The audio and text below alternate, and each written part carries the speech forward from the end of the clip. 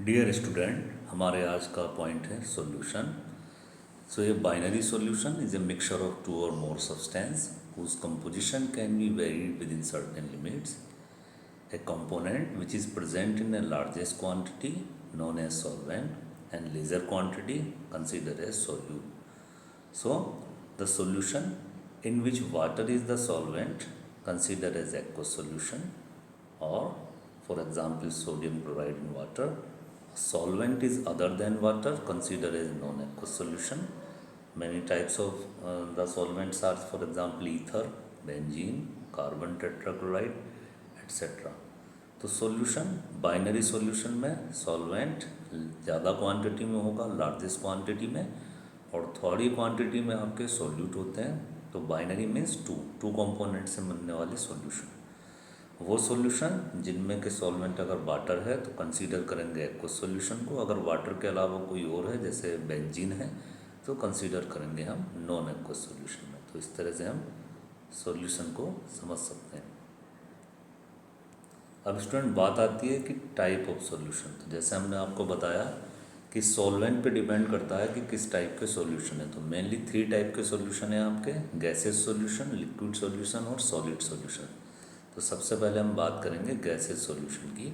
जब gas solvent में 3 states of matter के सॉल्यूट डिज़ोल्व हो जाएं तो गैसेस सॉल्यूशन बोलेंगे। जैसे कि गैस के पार्टिकल अगर गैस में डिज़ोल्व है, जैसे mixture of di nitrogen and di oxygen gases या एयर, मिक्सचर ऑफ गैसेस, तो कंसीडर करेंगे हम गैसेस सॉल्यूशन में। सेकंड सब कैटेगरी होगी जब लिक्विड के पार्टिकल गैस में डिज़ोल्व हो जाएं, जैसे chloroform CaCl3 die nitrogen gas में अगर मिक्स है, या ह्यूमिडिटी इन एयर, तो कंसीडर करेंगे हम लिक्विड गैस सॉल्यूशन। थर्ड सब कैटेगरी है सॉलिड इनटू गैस, जब सॉलिड के पार्टिकल गैस या सॉल्वेंट में डिज़ोल्व हो जाएं, जैसे कैम्फर अगर डाई नाइट्रोजन में मिक्स हो रहा है तो वो कंसीडर हो जाएगा आपका सॉलिड गैस सॉल्यूशन। ये तीन के तीन सब कैटेगरी कंसीडर होती हैं गैसेस सॉल्यूशन में। सेकंड बिग कैटेगरी है आपकी लिक्विड सॉल्यूशंस, जब लिक्विड एक सॉल्वेंट है, गैस के पार्टिकल अगर लिक्विड में डिज़ोल्व हैं, जैसे O2 और CO2 डिज़ोल्व है अगर वाटर में, तो कंसीडर हो जाएगा लिक्विड गैस लिक्विड सॉल्यूशन में। An example of a liquid solution, liquid के पार्टिकल लिक्विड में डिज़ोल्व हों, फॉर एग्जांपल जैसे मेथनॉल है या एथेनॉल है, अगर वाटर में डिज़ोल्व हो रहा है तो कंसीडर होगा लिक्विड लिक्विड सॉल्यूशन। सॉलिड के पार्टिकल लिक्विड में डिज़ोल्व हों, जैसे सुक्रोज या साल्ट वाटर में डिज़ोल्व हो जाए तो कहलाएगा solid liquid solution. Third big category है सॉलिड सॉल्यूशंस की, जैसे गैस के पार्टिकल अगर आपके सॉलिड में डिज़ोल्व हो रहे हैं, जैसे एब्जॉर्प्शन ऑफ गैसेज और मेटल्स, तो ये कंसीडर होगा आपका सॉलिड सॉल्यूशन में। लिक्विड के पार्टिकल सॉलिड में डिज़ोल्व हो रहा है, जैसे मरकरी सोडियम के साथ एमलगम बना है, इट्स ए सोडियम एमलगम, तो कंसीडर होगा आपका liquid solid solution. And third one, solid के पार्टिकल सॉलिड में डिज़ोल्व हो जाए, जैसे कॉपर गोल्ड में डिज़ोल्व हो जाए एडल्टेंट के रूप में, या ब्रास आप जानते हैं कॉपर और जिंक से मिलकर बनता है, या एलोय, तो ये आपके कंसीडर होते हैं सॉलिड सॉल्यूशन में। So student, there are 3 types of a big category. Easily you can learn by the help of a table and easily you make the notes. बहुत अच्छे आप नोट्स बना सकते हैं। हमारा मेन प्रयास रहेगा कि आप बहुत अच्छे नोट्स बनाएं, अच्छी तैयारी करें और बोर्ड में बहुत अच्छे नंबर लाएं।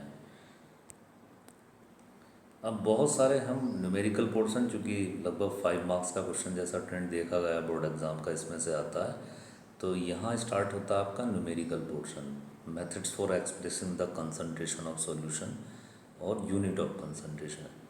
तो concentration of a solution may be defined as the amount of solute present in a given quantity of the solution. Example dilute means very small quantity of the solute. तो आपने अभी previous classes में पढ़ा है dilute means जब solute की quantity कम हो, सॉल्वेंट की ज़्यादा हो तो डाइल्यूट बोलेंगे। और अगर मान लीजिए सॉल्वेंट की ज़्यादा है और सॉल्यूट की कहना चाहिए, अगर सॉल्यूट की क्वांटिटी के कंपैरिजन अगर बढ़ रहा है तो हम उसको बोलेंगे कंसनट्रेट। जैसे कि आप देखते हैं H2SO4 अगर वाटर में थोड़ी क्वांटिटी में है, सॉल्यूट की कंडीशन में लिक्विड लिक्विड सॉल्यूशन, तो हम उसको डाइल्यूट बोलेंगे। लेकिन अगर ज़्यादा क्वांटिटी में हो जाए, एक्सेस क्वांटिटी में हो जाए, तो उसको कंसनट्रेट बोलते हैं, CONC। लेकिन ये एक अलग चीज़ है। बात आती है न्यूमेरिकल में हम किस तरह से इसको इंडिकेटेड करें। तो सबसे पहला जो फॉर्मूला है वो है मास परसेंटेज का। मास परसेंटेज क्या है? The mass percentage of component in a given solution is the mass of A component पर 100 ग्राम ऑफ द सॉल्यूशन। तो किसी भी चीज़ की अगर मास परसेंटेज लगानी है पता, तो हम उसके mass percentage of component is equal to solution में उसका कितना मास है वो पता होना चाहिए, और total mass of the solution से डिवाइड करें, देन मल्टीप्लाई बाई 100। अब total mass of the solution कैसे निकालेंगे, सॉल्यूट के मास को सॉल्वेंट के मास को आप ऐड कर दीजिए।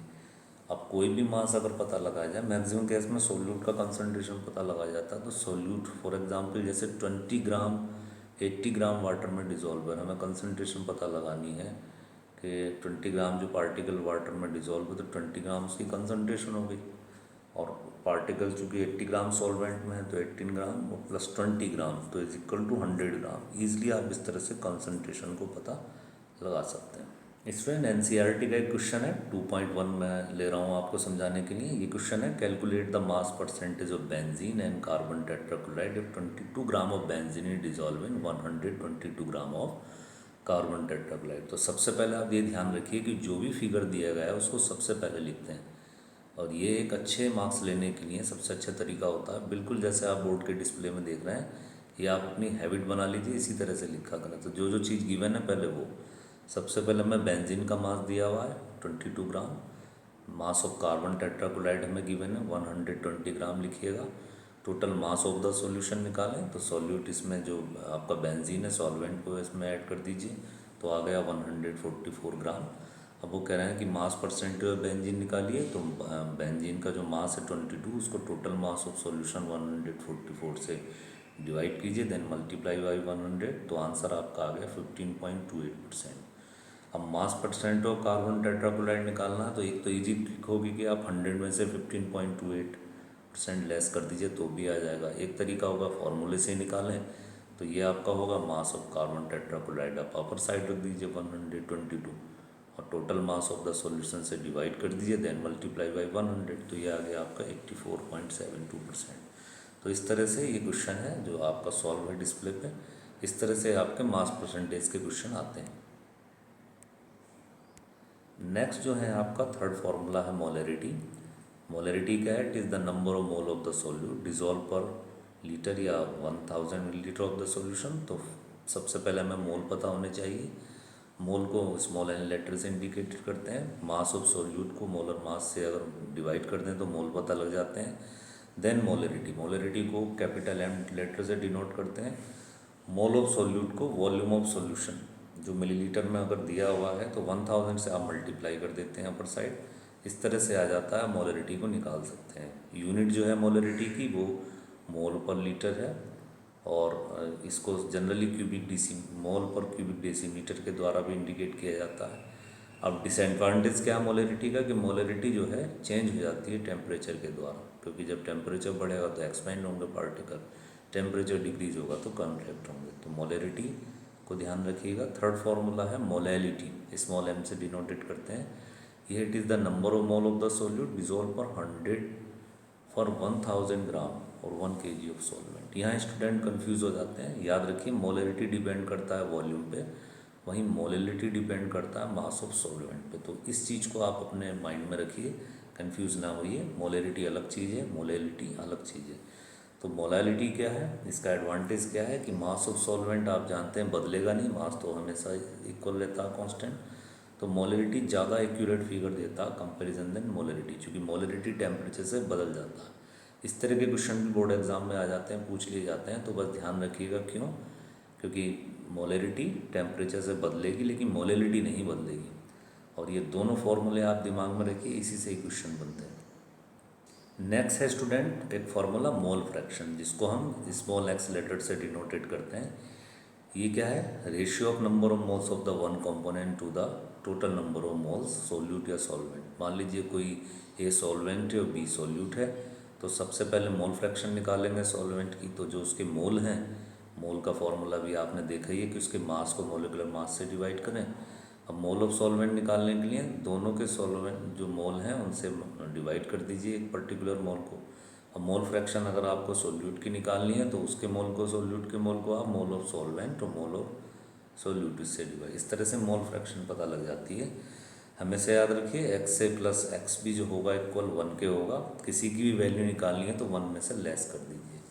मोल फ्रैक्शन टेम्परेचर पे इंडिपेंडेंट है, मतलब टेम्परेचर से इसका कोई भी लेना देना नहीं है।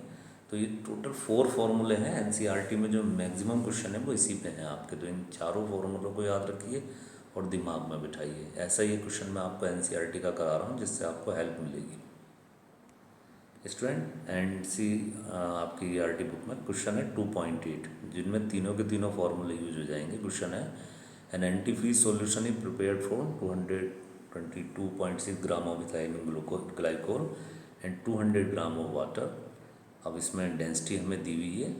Calculate the molality of the solution. If the density of this solution is 1.072 gram per millilitre, what will be the molality of the solution. Molar mass of ethylene glycol आपको 62 ग्राम पर मोल दिया हुआ है। तो सबसे पहले आपको पता होना चाहिए मास ऑफ इथाइलिन ग्लाइकोल। लिखेंगे आप जो दिए गिवन है 222.6, मोलर मास गिवन है 62 ग्राम पर मोल। मोल निकालेंगे इथाइलिन ग्लाइकोल के, तो मास को आप डिवाइड कर देंगे मोलर मास से, तो आ गया 3.59 मोल। अब हमें मास ऑफ वाटर पता है 200 ग्राम है, गिवन है। अब मोलेलिटी ऑफ सॉल्यूशन का formula you know very well. Mole of ethylene glycol जो सॉल्यूट है उसको मास ऑफ सॉल्वेंट से डिवाइड कर दीजिए, तो मोल ऑफ सॉल्यूट आया आपके 3.59, मास ऑफ सॉल्वेंट है 200 ग्राम, तो डिवाइड किया तो ये आ गया 17.95 एम मोलेलिटी। अब बात करते हैं सेकंड फिगर में। डेंसिटी ऑफ सॉल्यूशन दिया हुआ है 1.072 gram per millilitre. Mass of solution आप जानते हैं कि मास ऑफ वाटर जो सॉल्वेंट है उसमें मास ऑफ इथाइलिन ग्लाइकोल ऐड कर दीजिए, तो ये आ गया आपका 200 प्लस 222.6, तो वैल्यू आपकी आ गई 422.6 ग्राम। अब वॉल्यूम ऑफ सॉल्यूशन डिपेंड करेगा आपके मास ऑफ सॉल्यूशन को, डिवाइड कर दीजिएगा डेंसिटी ऑफ सॉल्यूशन से। तो 422.6 को आप 1.072 से डिवाइड कर दीजिए, तो ये आ गया 394.22 मिलीलीटर। अब आप जानते हैं क्योंकि मोलरिटी ऑफ सॉल्यूशन डिपेंड करती है वॉल्यूम ऑफ सॉल्यूशन पे, तो मोल ऑफ इथाइलिन ग्लाइकोल को यानी 3.59 को आप डिवाइड कर दीजिएगा, जो आपका वॉल्यूम ऑफ सॉल्यूशन आया 394.22, इस तरह से वैल्यू आ गई आपकी 9.11 molarity. So student, I hope कि ये वीडियो से आप बहुत सारी चीज़ें समझ गए होंगे। बहुत अच्छे आप नोट्स बना सकते हैं और बहुत बढ़िया आप बोर्ड में भी नंबर ला सकते हैं और होम एग्ज़ाम में भी ला सकते हैं। हमारा मेन टारगेट आपको बोर्ड एग्ज़ाम के लिए प्रिपेयर करना है। So thanks a lot and thanks for watching this video.